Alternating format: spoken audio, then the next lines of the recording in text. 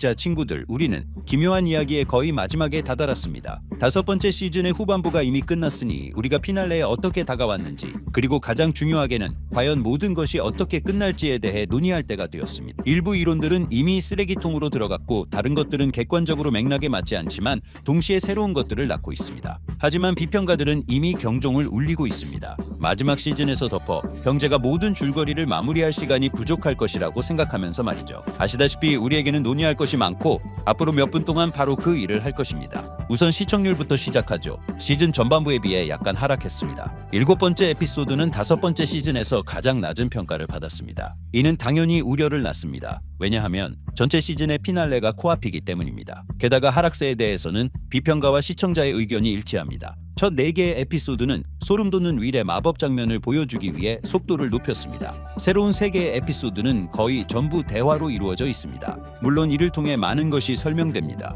왜냐하면 피날레 전의 모든 것을 명확하게 정리해야 하기 때문입니다. 하지만 때로는 작가들이 여러 번 같은 이야기로 돌아가는 것처럼 느껴지고 7개의 에피소드 동안 약속된 영웅들의 죽음은 일어나지 않았습니다. 그래서 비평가들은 2시간짜리 에피소드로는 모든 줄거리를 마무리하기에 충분하지 않을 것이라고 말하는 리뷰가 나옵니다. 등장인물들이 너무 많아졌고 뒤집힌 세계에 대한 진실은 더 많은 질문을 낳았습니다. 따라서 일부 줄거리들은 미해결 상태로 남을 것입니다. 하지만 이것은 비평가들의 의견입니다. 우리는 개인적으로 덮어 형제를 믿으며 그들이 윌의 비밀, 베크나의 두려움, 그리고 뒤집힌 세계의 구축 원리를 헛되이 설명한 것이 아니라 우리에게 많은 것을 알려주었다고 생각합니다. 가장 중요한 것은 이제 우리가 뒤집힌 세계가 무엇인지 안다는 것입니다. 더스틴은 그것이 왜 만들어졌고 왜 시간에 갇혔는지를 설명하는 핵심적인 발견을 합니다. 시리즈에 여러 번 등장했고 단순히 차원 간 통로에 대한 암시가 아니었던 아인슈타인 로젠 다리. 뒤집힌 세계는 바로 이 다리이거나 웜홀이며 현실 세계와 베크나가 다녀온 시면이라는 세계를 연결합니다. 물리학에서 이색 물질이라는 개념도 존재하며 웜홀 이론에 사용됩니다. 그것은 중력이나 원자 밀도와 같은 익숙한 물리 법칙을 위반하고 웜홀 형성을 가능하게 합니다. 79년 호킨스 연구소의 학살 이후 11은 자신의 힘을 사용하여 헨리를 집단 지성이 존재하는 시면으로 보냈습니다. 뒤집힌 세계는 83년 10일 월 6일에 멈춰 있습니다. 왜냐하면 그날은 11이 데모고르곤과 염동력으로 접촉하기 위해 자신의 힘을 사용한 후 그것을 창조한 날이기 때문입니다. 또한 시리즈에서는 헨리의 어린 시절을 다루는 기묘한 이야기, 모티브의 연극 첫 번째 그림자를 잊어서는 안 된다고 보여주었습니다. 그것은 공식적인 이야기의 일부이며 시면이 소위 X차원임을 확인시켜줍니다. 즉 이것은 헨리가 11에 의해 그곳으로 추방되기 훨씬 전인 젊은 시절에 마주쳤던 대체 세계입니다. 참고로 시리즈 제작자들은 베크나와의 연결 아이디어가 연극 작업을 하던 중에 떠올랐다고 말했습니다. 맥스와 홀리가 출구를 찾는 그의 의식 속 비밀 동굴은 바로 이 연극의 일부를 보여줍니다. 젊은 헨리는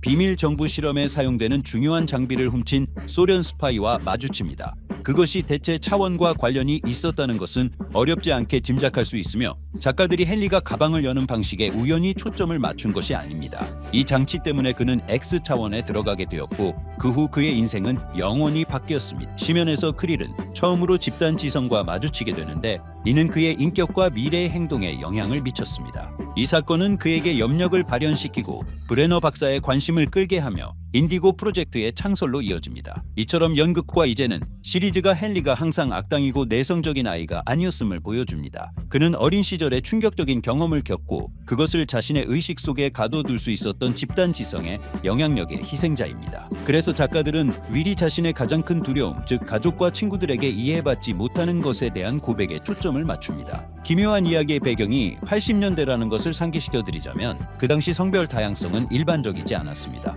그래서 작가들이 이 주제에 우연히 관심을 기울이고 많은 시간을 할애한 것이 아닙니다. 자신의 가장 큰 두려움을 드러냄으로써 윌은 자신을 극복하고 피날레에서 헨리에게도 똑같이 하려고 합니다. 마지막 에피소드가 베크나와 그의 부하들과의 전투를 확실히 포함할 것이라는 사실에도 불구하고 결정적인 전투는 아마도 그의 의식 속에서 일어날 것입니다. 구출된 칼리는 11에게 군사기지에서 본 모든 것을 이야기합니다. 그녀는 정부가 임신한 여성들을 대상으로 브레너 박사의 프로그램을 되살리려고 실험하고 있음을 발견했습니다. 알고 보니 모든 것은 원래 헨리 크릴에게서 시작되었습니다. 왜냐하면 그의 피가 11과 칼리의 어머니에게 사용되었기 때문입니다. 이것은 초능력의 존재 원리를 설명하고 신화에서 모호한 초감각적 능력을 배제합니다. 11은 가장 성공적인 실험으로 간주됨으로 K 박사는 그녀를 연구하기 위해 잡으려고 합니다. 그래서 8배 말은 꽤 논리적으로 들립니다. 그녀나 11이 살아있는 한 그들은 추적당할 것이고 새로운 포털이 열릴 것이라는 것. 이것을 멈추는 유일한 방법은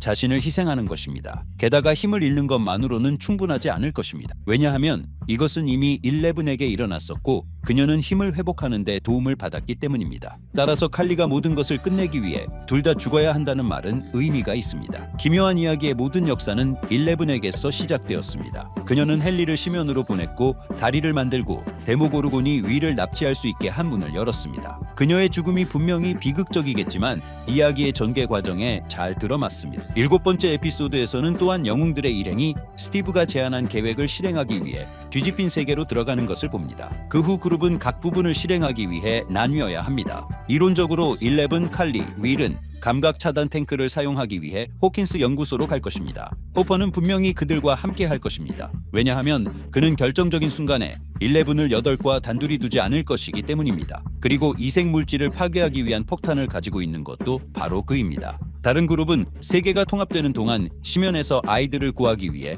라디오 타워로 갈 것입니다. 이 계획의 유일한 약점은 시간입니다. 아무도 융합 과정이 얼마나 오래 걸릴지 정확히 모릅니다. 몇 분, 몇 시간 또는 며칠. 하지만 영화는 영웅들이 계획을 실행하는 데 필요한 만큼의 시간을 차지하도록 만들어져 있습니다. 조나단과 낸시의 관계는 끝까지 명확하지 않았습니다. 그들은 서로에게 사랑을 고백한 것 같았지만 낸시는 조나단과 결혼하지 않기로 동의했습니다. 맷 더퍼가 이에 대해 명확히 밝혔는데 그는 커플이 헤어졌다고 확인했습니다. 그와 작가들은 이것이 일어날 것이라는 것을 오랫동안 알고 있었지만 적절한 순간을 찾지 못했습니다. 등장인물들은 오랫동안 공통된 역사와 겪었던 충격적인 경험으로 묶여 있었습니다. 하지만 이제 낸시는 자신에게 독립과 자유가 필요하다는 것을 깨달았습니다. 그리고 이것은 피날레에서 많은 팬들이 바라는 대로 스티브와의 관계를 재개할 것이라는 의미는 아닙니다. 하지만 다른 커플은 마침내 화해했습니다. 두 번째 시즌에서 시작된 스티브와 더스틴의 우정은 시리즈의 백미였고 그들의 공동 줄거리는 최고 중 하나였습니다. 에디의 상실은 핸더슨에게 큰 타격을 주었습니다. 그리고 어느 순간 그는 스티브를 잃을까 두렵다고 고백할 힘을 찾았습니다. 그래서 5번째 시즌 초반부터 그들의 긴장된 관계가 시작되었고 많은 팬들이 이를 좋아하지 않았습니다. 참고로 피날레 전에 많이 이야기되었던 해링턴의 운명에 관해서는 그의 비극적인 죽음의 가능성이 있습니다. 그리고 이것은 단지 더퍼 형제가 인형을 통해 캐릭터의 죽음을 암시한 인터뷰 때문만이 아닙니다. 그것은 관심을 끌기 위한 광고 캠페인의 일부일 수 있습니다. 피날레에서 스티브의 희생은 이야기의 전개 과정에 들어맞습니다. 그는 가장 친한 친구와 화해했습니다. 그의 연인은 그와 함께하는 미래를 보지 못하고 세상을 구하는 계획을 제안한 것도 바로 그였습니다. 이는 전에는 없었던 일입니다. 이처럼 스티브는 현재 비극적이고 영웅적인 결말을 맞이할 수 있는 주인공의 지위에 있습니다. 에디가 베크나를 이기고 줄거리를 반복하기 위해 뱀파이어로 돌아온다는 이론에 관해서는 단순히 시간이 없습니다. 비록 칼리가 K 박사를 실험을 위해 피를 뽑고 싶어 하는 욕망 때문에 뱀파이어라고 부르면서 뱀파이어리즘에 대한 암시가 다시 떠오르기는 했지만 말입니다. 벽 뒤에 숨어있는 거대한 붉은 용에 대해서도 더 이상 아무도 기억하지 않습니다. 왜냐하면 그것은 이미 실현될 운명이 아닌 이론 중 하나이기 때문입니다. 피날레에 대한 우려가 있다는 것은 이해할 수 있으며 그것을 피할 수는 없습니다. 인기 있는 모든 시리즈가 제대로 끝나는 것은 아닙니다. 왕좌의 게임만 해도 여전히 기억 깊은 곳에서 슬픈 메아리로 남아 있습니다. 다행인 것은 오래 기다릴 필요가 없다는 것입니다. 왜냐하면 새해에는 크리스마스 트리 아래에서 마지막 에피소드를 받게 될 것이기 때문입니다. 그리고 바로 그때 우리는 스티브 11 또는 윌을 위해 눈물을 흘릴 것입니다. 이것은 물론 농담입니다. 왜냐하면 아무도 모든 것이 어떻게 끝날지 그리고 영웅들 중 누가 베크나와의 마지막 싸움에서 살아남지 못할지 정확히 모르기 때문입니다. 그리고 우리는 이에 대해 댓글로 논의해보기를 제안합니다. 그리고 시즌 후반부에 대한 여러분의 생각도 알려주세요. 전반부보다 못하다고 생각하시나요? 아니면 그렇지 않나요? 참고로 다가오는 피날레에도 불구하고 기묘한 이야기는 여기서 끝나지 않습니다. 두 번째와 세 번째 시즌 사이에 벌어질 사건을 다루는 이미 발표된 애니메이션, 스피노프 외에도 실제 배우들이 출연하는 또 다른 프로젝트가 있을 것입니다. 그것은 아직 개발 초기 단계에 있지만 다른 시대와 다른 등장인물들을 배경으로 할 것이라고 알려져 있습니다. 이것이 영웅들이 심연으로 가는 다리를 파괴하지만 심연 자체는 파괴하지 않는다는 것을 의미하는지 우리는 오랫동안 알 수 없을 것입니다. 현재 더퍼 형제는 파라마운트와 4년 계약을 체결했으므로 아마도 휴식 후에야 기묘한 이야기의 세계로 돌아올 것입니다. 자, 오늘 준비한 내용은 여기까지입니다. 친구들, 곧 새로운 영상에서 만나요.